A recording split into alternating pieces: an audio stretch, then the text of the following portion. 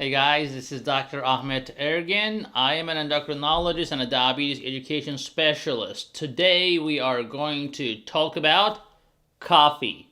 Yes, it's everybody's favorite, isn't it? So, it's 6 o'clock in the morning right now.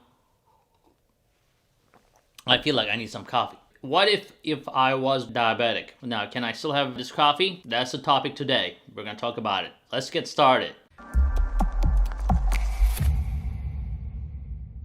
Okay, guys, the coffee is a very controversial topic. Actually, I did a lot of research on that, scientific articles, and looked at all the research that was done for the coffee and diabetics. It's interesting that how coffee can affect different people differently. Let's talk about first non-diabetics. So if you don't have diabetes, actually studies show that the coffee will reduce the risk of diabetes. Can you believe that? And they refer to, some antioxidants in it and so forth. Although they're not super clear why it does that, but definitely in the long term, chronic exposure to coffee help reduce the risk of diabetes in the long term, as has been clearly defined in studies. Now, why some of my patients will still tell me that their blood sugar goes up after coffee, and does it happen to everybody? Let's talk about the physiology behind it. So why would coffee increase your blood sugar at all? So basically, if you remember from the previous video that we talked about why is my fasting blood sugar high, you can look into that video, the link below, if you want to know more about it. But one of the things we talk about there is dawn phenomenon, where your body starts secreting more of a norepinephrine, cortisol, and growth hormone after 4 or 5 o'clock in the morning, like before you wake up. So your body is trying to get you ready for the day, trying to get you more energy and stuff like that. So basically, that's your body's preparation for you to wake up. But at the same time, a lot of people will realize that their blood sugar actually keep rising after they wake up, even if they do not eat or drink anything. That is the dawn phenomenon. Now, the point I'm trying to make here is when you get up and get a cup of coffee, coffee does the same thing. It will increase your norepinephrine, cortisol levels, and it's gonna be against your insulin. You may be on insulin right now, or you may not be on insulin. Regardless, your body has to have some insulin in your system. So whatever the insulin is in your system, that coffee will make the job of the insulin more difficult.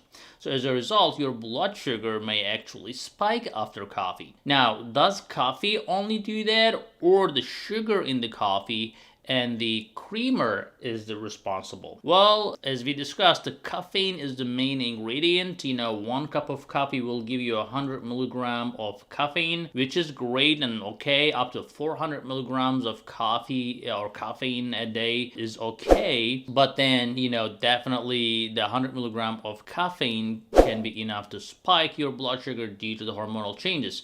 Now, does that happen to everybody? Well, not necessarily. So think like alcohol or any other medication that everybody responds to it differently, right? And that depends on how fast you metabolize or process that food. So basically, the same thing applies to coffee. If you're a fast metabolizer, your body will be able to tolerate more, and it's not gonna spike your blood sugar as much, because as you drink it, your body will be processing it, so it's not going to be a big problem.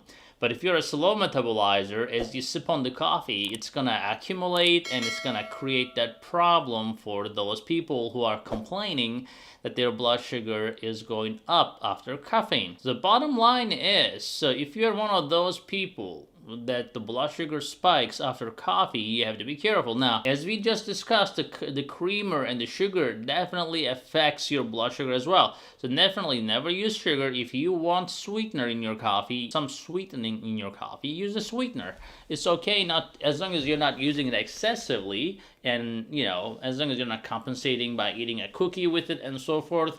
You can use a sweetener, that's fine. You can use a creamer, but I would say go with half and half, or something that's like a low in fat content, because fat can actually, especially saturated fat, can help drive your blood sugar higher by creating an immediate insulin resistance.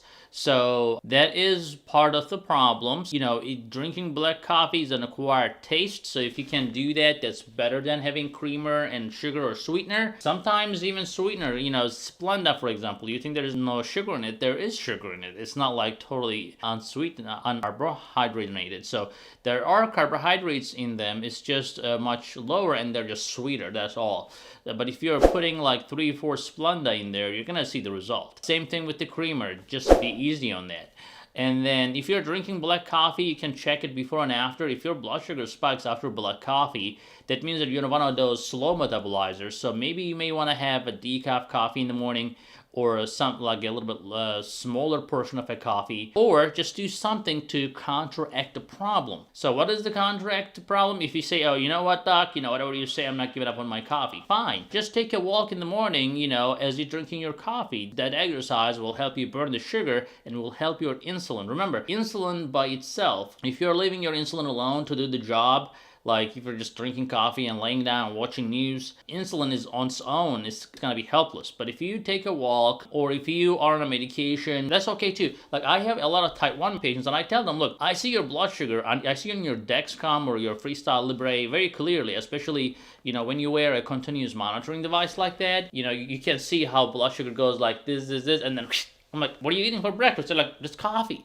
Well, I'm like, well, if it's just coffee and your blood sugar goes up like to the sky, you gotta do something about that. I'm like, hey, try a couple units of insulin and, you know, find what works for you just to support that insulin, especially, you know, like type 1 diabetics have no insulin whatsoever, so anything will shoot them up. I tell them take 2 units, 4 units, some people take up to 8 units for their coffee when they're type 1 diabetic. So, you know, as I said, try to find out how much you spike and what you can do to help it, and enjoy your coffee, guys. We'll see you in the next video. Remember to share this video with family and friends and the social media.